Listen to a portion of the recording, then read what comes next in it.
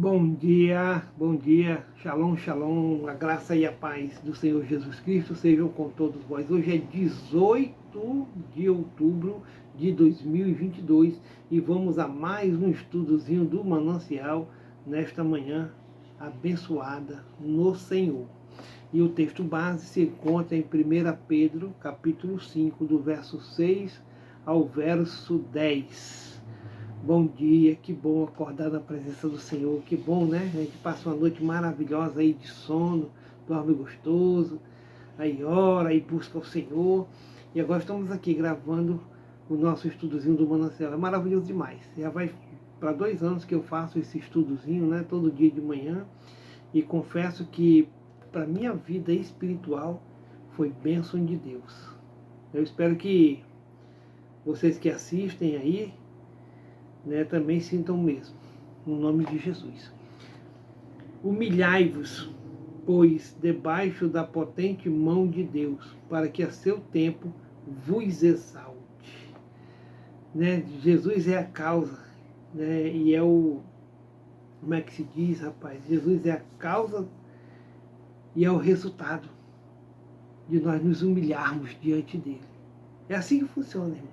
Nós que somos discípulos de Cristo, servos do Senhor Jesus, nós devemos nos humilharmos na presença dele, como servos obedientes, como verdadeiros discípulos de Cristo, fazendo não a nossa vontade, mas a vontade dele. Entende?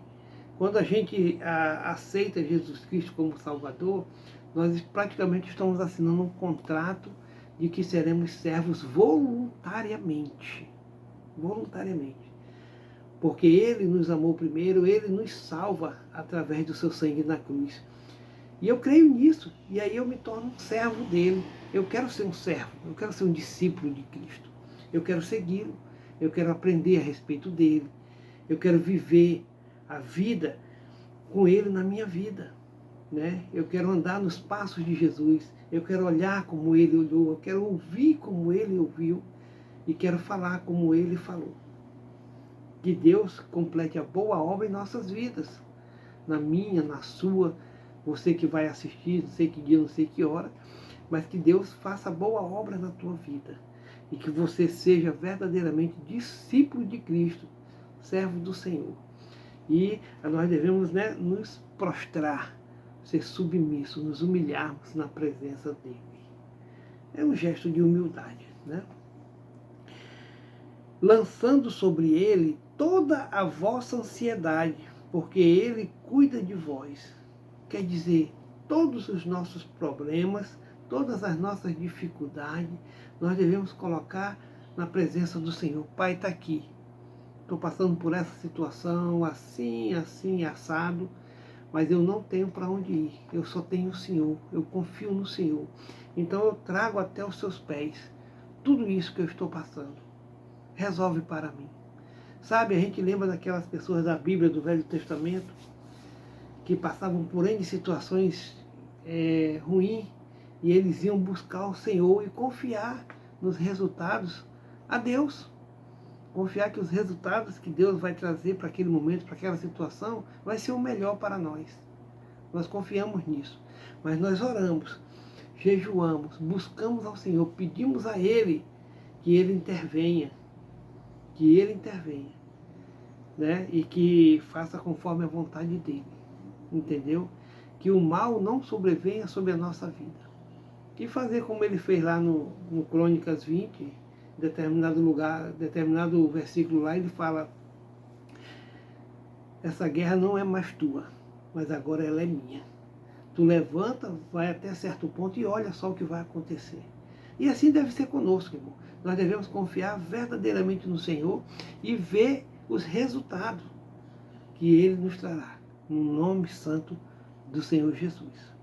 Lançando sobre Ele toda a vossa ansiedade, porque Ele cuida de vós.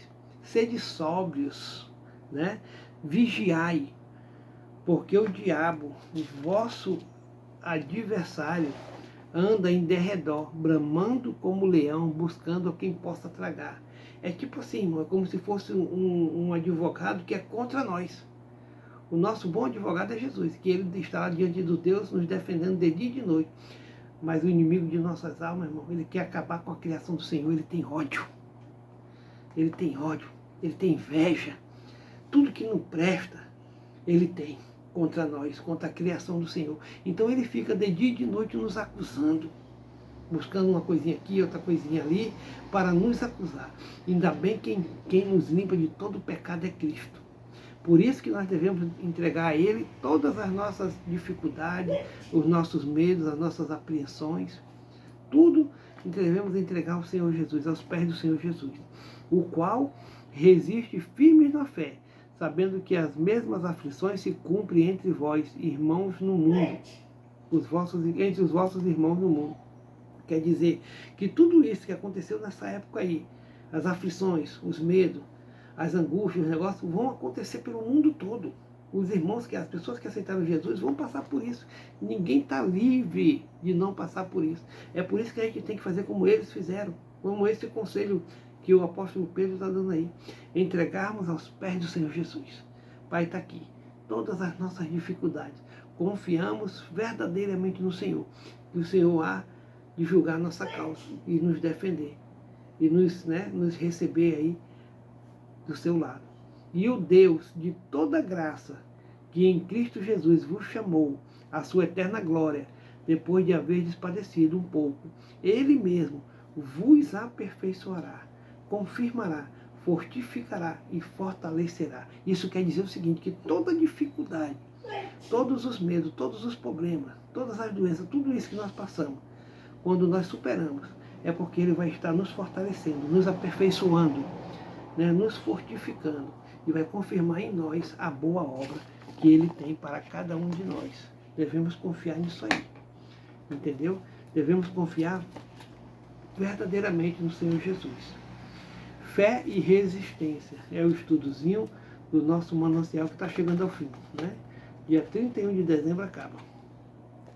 2020 e 2021 foram anos atribulados de incertezas, medos, perdas, tristeza e desesperança. Muita gente desenvolveu depressão, doenças psicossomáticas e muitos, não aguentando a pressão, chegaram a atentar contra a própria vida. Em contrapartida, tivemos a oportunidade de ver uma busca maior de Deus através da oração, uma valorização maior pelo estar junto no templo, uma conscientização da necessidade de estar em comunhão com Deus, pois ninguém tinha certeza se seria atingido ou não. Sabe o que eu lembro dessa parte aqui? Daquele pessoal lá da Índia, porque na Índia existe 1 milhão de deuses lá, né? Muitos, né? Milhares, centenas, e eles jogando fora, porque a pandemia vinha e eles pediram para aquelas estátuas lá e adoeceram e morreram assim mesmo, eles jogaram aquele monte de coisa fora. Então, assim, Deus realmente é que cuida de nós, hein? Nós devemos confiar piamente nele. E aí, quando essas coisas vêm, a gente busca mais a Deus verdadeiramente. Foi isso que aconteceu lá na China, na Índia. Aquele povo jogando aqueles deuses, né, de barro ali, que eles pediam para aquilo lá, que não conseguiram a cura. Então ele falou assim, esse Deus aqui é morto, jogaram fora.